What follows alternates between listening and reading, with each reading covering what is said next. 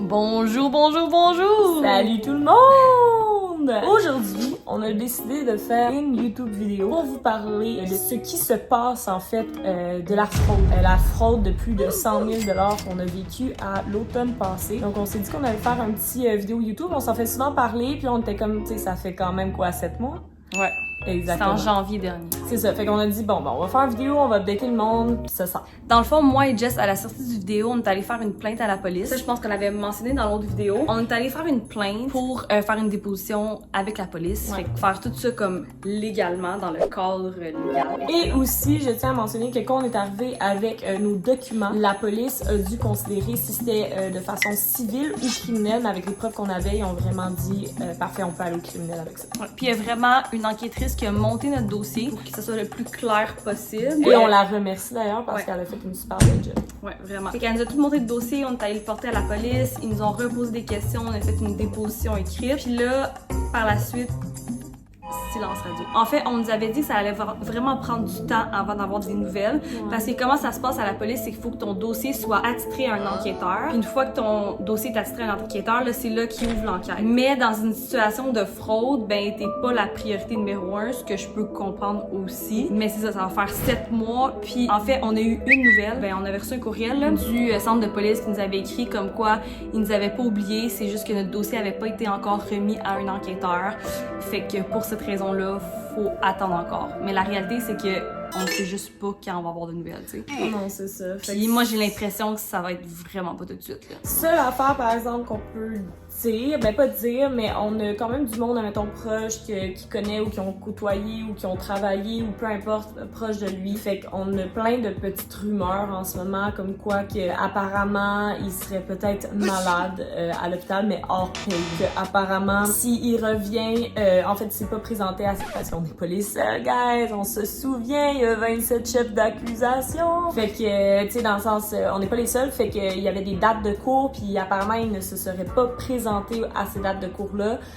Comme quoi qu'il est un peu en fugue. Fait que c'est ça un petit peu les nouvelles qu'on a. Est-ce qu'on a d'autres nouvelles plus approfondies avec vraiment des faits? Pas vraiment en ce moment.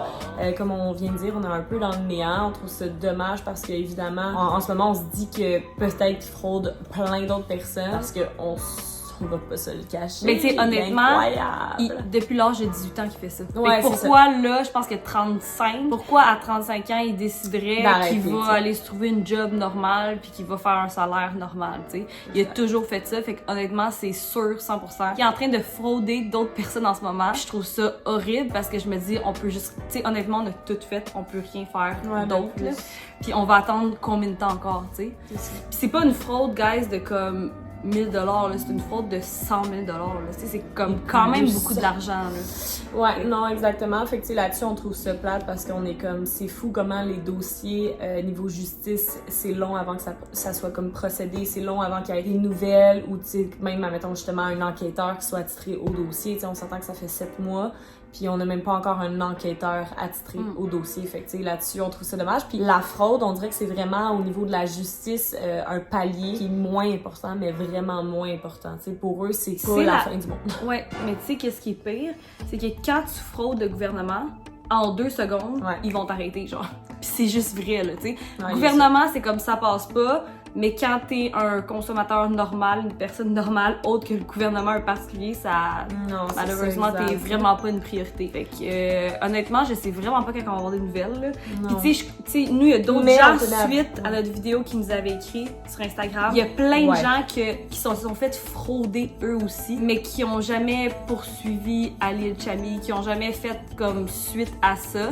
Mais honnêtement, je peux tellement les comprendre, tu sais, comme quand ça prend genre 3 ans, tu sais. Puis pas juste ça, c'est que tu retombes là-dedans, là. C'est comme un dossier qui est pas encore fermé, tu sais, parce que là, la police va nous appeler, va nous demander d'autres questions, fait que c'est comme tu te replonges dans ce que t'as vécu, tu sais. Ouais, c'est ça, exact. C'est pas fou, là. Non, c'est ça, mais on a reçu vraiment beaucoup de témoignages face à genre lui, genre de son enfance, t'sais, on a tout su dans le fond comment il a commencé, où il s'en est rendu. En fait, on pourrait l'expliquer parce que c'est full intéressant.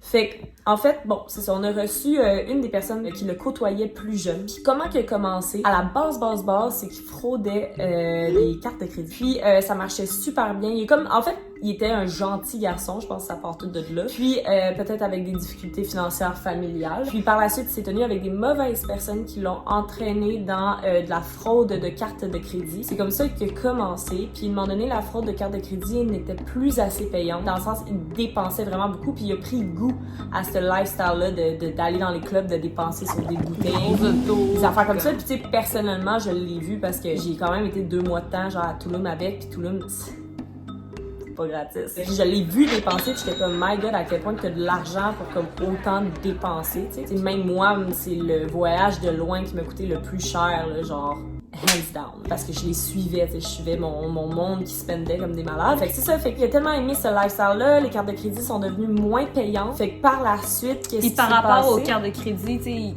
continue encore parce qu'il a fraudé la carte de crédit de mon copain. Pendant la tournée l'année dernière, quand on est parti avec la van, ça un matin, Sophia est partie courir et sa carte de crédit sur la commode de chambre. Puis on s'en est rendu compte après que cette carte-là avait été fraudée. Fait que c'est ça. Fait qu'à la base, carte de crédit et ensuite de ça, comme je viens de dire, il s'est rendu compte que c'était comme pas assez et qu'il voulait plus. Fait que c'est là qu'il s'est mis à frauder des individuels. Puis quand on dit individuel, on trouve ça rough, mais comme il y en a beaucoup, tu sais, on a vu dans le fond quelqu'un qu'on connaît que lui s'est fait frauder l'héritage de son père. Fait que dans le fond, son père lui a légué un héritage, lui il s'est fait frauder cet héritage-là. Il y a quelqu'un d'autre que lui c'était vraiment une voiture, il y a un autre que c'était son pension de retraite. Il y a eu plein d'autres personnes qui ont été fraudées de différentes façons. Mais c'est fou parce qu'en même temps, on le mettait sur Instagram dans nos stories. Ouais. Puis il y avait des gens qui s'étaient fait frauder par lui, qui voyaient ça, mais qui ne l'ont jamais dit parce qu'ils pensaient qu'il était rendu sur le droit chemin, puis qu'il faisait plus de fraude, puis tout. Ouais, mais on a reçu un commentaire c'est ça, c'est quand même fou. Ouais, parce qu'il était comme, tu sais, je comprends que c'est une mauvaise personne, je comprends qu'il fraude, mais voir qu'il va frauder des personnalités, admettons, des influenceurs, des personnalités connues, tu sais, il va se faire, genre, ramasser sur les réseaux sociaux, tu sais. Puis, vu de même, je suis comme, tu sais. Puis finalement, crime, il l'a fait quand même. Fait que ça a été un peu rough. Écoute, après 7 mois, on peut dire que c'est la vie, tu sais. Il faut juste faire vraiment attention. Puis faites vraiment attention à qui vous côtoyez, dans le sens qu'une personne peut vraiment rentrer dans votre vie, puis qu'elle soit tellement gentille, puis whatever, puis elle est full mal intentionnelle, mais vous le savez pas. Faut vraiment faire attention, tu sais. Nous, on s'est dit... Mais quand quelqu'un qui rentre nowhere comme ça, puis qui est trop gentil, des fois, faut se poser des questions. Faut se méfier. Ça veut pas dire, mais tu sais, ça a été méfier un peu. Puis aussi, si vous voyez qu'il n'y a pas vraiment d'entourage, nous, on a remarqué, tu sais, Ali et Chami, il y avait juste pas vraiment d'amis autres que nous. Fait que ça aussi, c'est un peu un red flag, parce que si t'as pas d'autres amis, ben, t'es louche. T'as 35 ans, t'as pas d'amis, pis tu sais, ça fait longtemps qu'elle est ici, là, faut le savoir un peu. Ouais, mais vous savez quoi? Je suis persuadée qu'il écoute nos YouTube vidéos pis qu'il va voir celle-ci. C'est pas fini.